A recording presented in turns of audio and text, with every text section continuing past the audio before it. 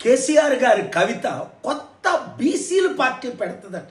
మర్చిపోయావా కవిత? నువ్వు ఎంపీగా ఉన్నప్పుడు ఏ రోజైనా ఇన్ని సంవత్సరాలు పార్లమెంట్లో బీసీల గురించి పోరాడావా? ఎమ్మెల్సీగా ఉన్నప్పుడు అసెంబ్లీలో పోరాడావా? 25 సంవత్సరాలు మీ నాన్న ఉద్యమం చేసినప్పుడు ఎప్పుడైనా బీసీల గురించి మీరు మాట్లాడారా? దొరలై ఉండి 1% ఉన్నాం, మాకు ఓట్లు పడవు అని బీసీ నినాదాన్ని ఇప్పుడు వాడుకోవడమా? లేదా మరలా జైలుకి వెళ్ళకుండా బెయిల్ మీద 12 సంవత్సరాలు బయట ఉండడానికా? ఉన్న డబ్బు 1000 కోట్లు దాచుకోవడానికా?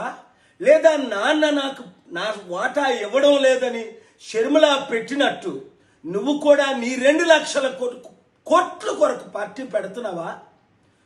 ఇంకే కారణం కొరకు?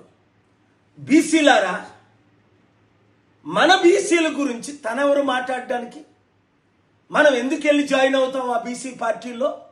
ఒక్కరైనా చిత్తశుద్ధి ఉన్న బీసీ నాయకులు షర్మిల పార్టీలో జాయిన్ అవ్వలేదు, కవిత పార్టీలో జాయిన్ అవ్వరు.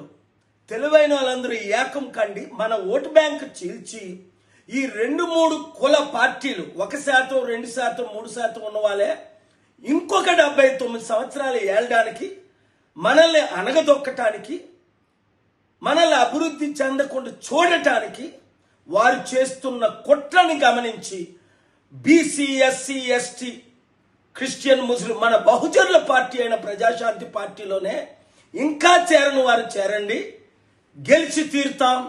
ఈ అవినీతి కుటుంబ కుల పార్టీలకు గుడ్ బై చెప్దాం. గద్దరన్న డాక్టర్ బిఆర్ అంబేద్కర్ పార్టీ అయిన ప్రజాశాంతి పార్టీని గెలిపించుకుందాం. Thank you very much. Share this video.